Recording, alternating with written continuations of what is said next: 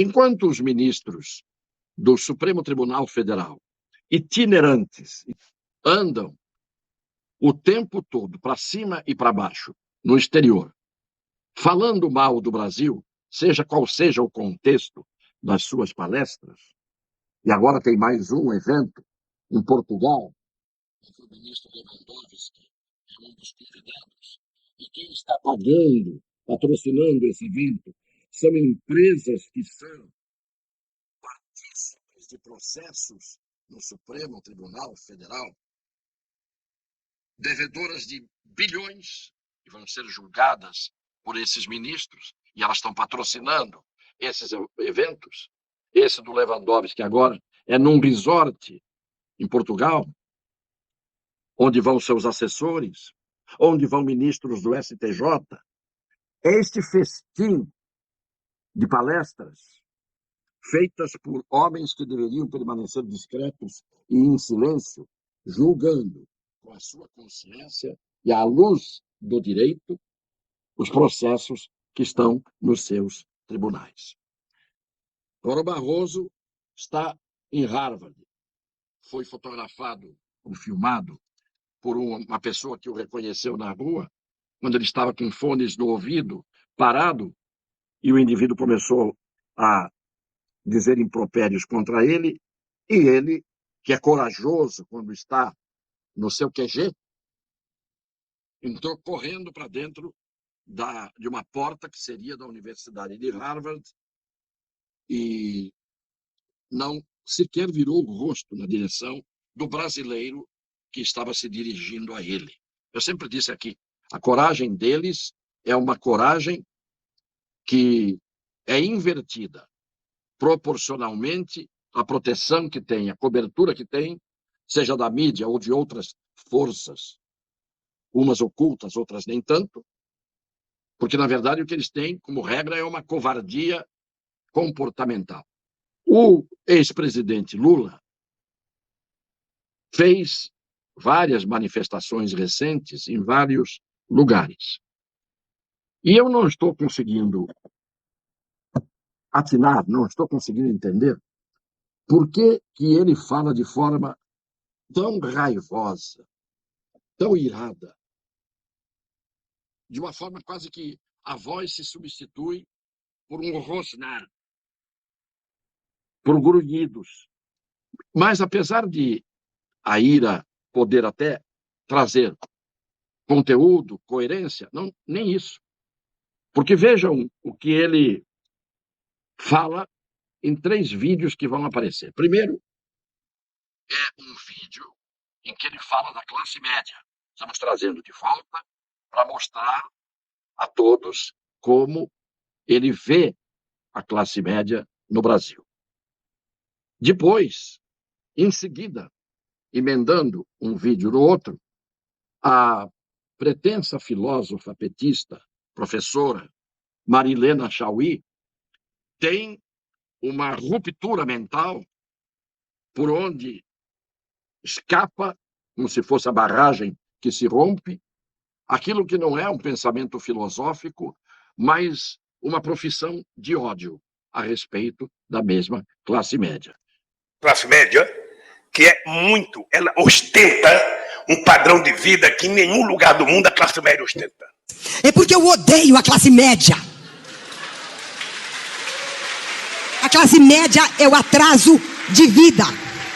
A classe média é a estupidez. É o que tem de reacionário, conservador, ignorante, petulante, arrogante, terrorista.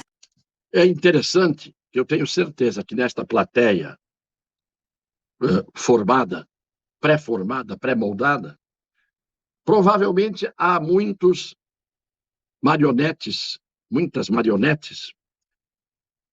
atirando pedras no próprio espelho com seus aplausos, que tem gente ali da classe média. A classe média é, historicamente, originada daqueles que, estando numa classe inferior à classe média, trabalharam, lutaram honestamente para subir alguns degraus na escala social, até atingir esse patamar do qual normalmente não passam salvo se cometerem ilicitudes. Mas vejam o Lula, esse mesmo Lula do sofá, sorrindo da classe média sendo destruída moralmente pelo ódio da Marilena Chaui, e ele próprio falando antes da classe média. Vamos ver, e há alguns aspectos outros também nesta fala, vamos ver o vídeo recente de agora do senhor Luiz Inácio, professor Luiz Inácio Lula da Silva. Tratar todos em igualdade de condições, todos com respeito, porque é esse país civilizado, humanista, solidário, um país que quer comprar livre e distribuir de graça, e quer proibir a venda de arma, e quer evitar o genocídio, porque essa violência policial que a gente vê todo dia, morreu 10, morreu 15, morreu 30, o Estado tem que estar na favela, não com a polícia, tem que estar na favela com escola, tem que estar na favela com área de lazer, tem que estar na favela com centro cultural, tem que estar na favela com rua asfaltada, com água encanada, com coleta de esgoto. É esse Estado que, se ele cumprir as suas obrigações, certamente haverá menos violência contra os pobres nesse país. Vejam o que eu disse antes, essa ira, essa raiva, esse destempero de alguém que quer voltar à presidência da República. E se o povo votar, que volte. Eu não estou aqui induzindo ninguém a votar ou não votar, eu estou mostrando aquilo que precisa ser visto para se mostrar a incoerência, a demagogia, o teatro que é feito. Quando ele diz, outra vez, da violência policial, gente morrendo aqui na mão da polícia, mais uma vez, ele se volta contra a polícia como instituição e contra a grande maioria de policiais que existem para defender a sociedade brasileira, como defenderam o filho dele quando foi roubado num celular não faz 15 ou 20 dias, filho do Lula. Aí chamam a polícia. E quando morrem os policiais anônimos, chamados apenas as vítimas policiais, como PMs, que morrem, como em nenhum lugar do mundo morre a polícia, ninguém fala, ninguém defende, ninguém põe as famílias dos policiais para pelo menos chorar diante das câmeras de televisão, como choram familiares dos bandidos mortos. Então, quando ele vem falar que a polícia não tinha que estar na favela, que o Estado tinha que estar na favela para levar asfalto, esgoto, área de lazer, água encanada, livros. Eu também acho que o Estado tinha que estar presente não apenas nas favelas, mas em toda parte. Só que o PT ficou 16 anos comandando o Brasil. Por que não foram para as favelas, para as áreas de risco, para as encostas dos morros, para as várzeas dos rios que se inundam? Por que não foram levar o asfalto, a infraestrutura, o esgoto, a área de lazer? 16 anos na presidência de um país é tempo. É muito tempo.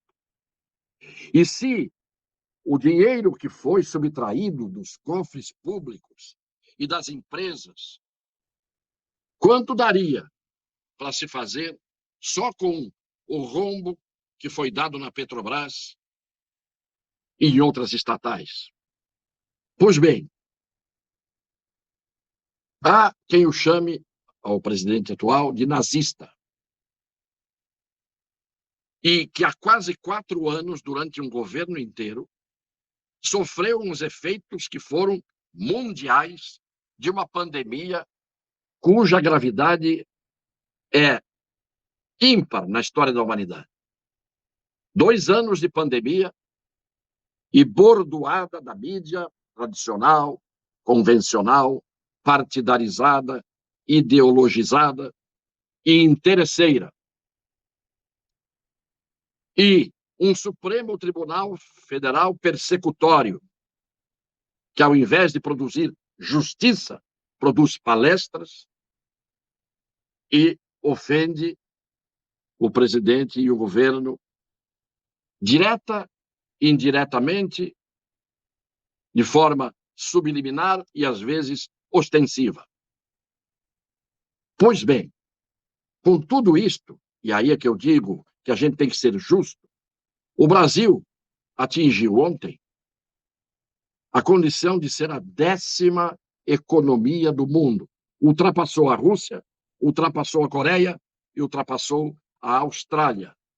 Está no top 10, 10 maiores economias do mundo, com toda a pandemia que arrebentou o mundo inteiro, que levou os Estados Unidos à sua maior inflação, que levou à recessão vários países, que arrebentou a economia de muitos países. Quem é que está falando nisso? Quem é que está destacando isso na mídia? Quem é que está divulgando isso para a nação saber e ter um pouco de esperança? As pessoas de bem, as pessoas neutras, as pessoas que não são sectárias, as pessoas que não estão polarizando. Quem é que está falando nisso? Onde é que está a honestidade da mídia, que tem que ter o compromisso com a verdade, que não mostra o que tem que mostrar? Então, como só querem o tempo todo atacar um governo que, debaixo do tiroteio, tem que fazer o seu papel, eu, amante do direito e da justiça, eu tenho que vir aqui mostrar esses fatos para que todos reflitam, para que todos pensem. O presidente Lula chamou o presidente atual de nazista, e o mesmo fez a presidenta, ou presidente do partido, Gleisi Hoffmann, nazista. E muita gente repete essa expressão. Eu faço um convite a que todas as pessoas de boa fé convidem esses que repetem expressões como nazismo, como fascismo, como genocídio. Essas pessoas convidem as pessoas de boa fé, as que repetem essas expressões, a ler, a estudar, a aprender um pouco sobre o que significa nazismo, nazista, fascismo, fascista. O que significa historicamente isso? Então, quando todo mundo souber o que é nazismo, o que é fascismo, aí vejam todos aqueles que descobrirem isso, se o presidente da República atual no Brasil se enquadra nisso. Ele está há quase 4 anos, atacado de todos os lados, sofrendo uma perseguição do Supremo Tribunal Federal, da imprensa, da mídia, de pessoas como o senhor Lehman, um dos homens mais ricos do mundo, o mais rico do Brasil, dono da Ambev, das cervejas, que promove no exterior encontros para onde vão os senhores Barrosos da vida, fala mal do Brasil. Esse grande patriota Lehman. Então, é preciso que a gente pare para refletir um pouco, e eu pergunto, há alguém que mais pregue o culto à liberdade, que mais defenda a liberdade, que mais pratique a liberdade do que o atual presidente? O que é que ele fez até agora contra a liberdade de quem quer que seja no Brasil? Na verdade, os atos contra a liberdade são cometidos pelo próprio Supremo Tribunal Federal. Não vou seguir adiante hoje, mas esse assunto fatalmente voltará. Porque eles dão motivo. Como hoje, que eu disse, o seu Barroso está lá, perambulando, itinerante. Estão em Nova York, Boston, Londres, falando mal do Brasil. Como o seu Fachin, reunindo-se a portas fechadas com diplomatas estrangeiros, pedindo que eles venham aqui ficar de olho nas eleições. Provavelmente, quando eu estiver votando, no dia que eu estiver votando e apertando o botão, esteja ao meu lado o embaixador da Nicarágua, ou o embaixador dos Estados Unidos, ou o embaixador da França, para ver se eu estou votando direito. E aí ele, com os olhos dele de raio-x, como Clark Kent, o nosso super-homem, ele possa olhar para a urna e verificar se ela está comportada, mandando o resultado de quem aperta o botão corretamente para o destino da contabilização dos votos.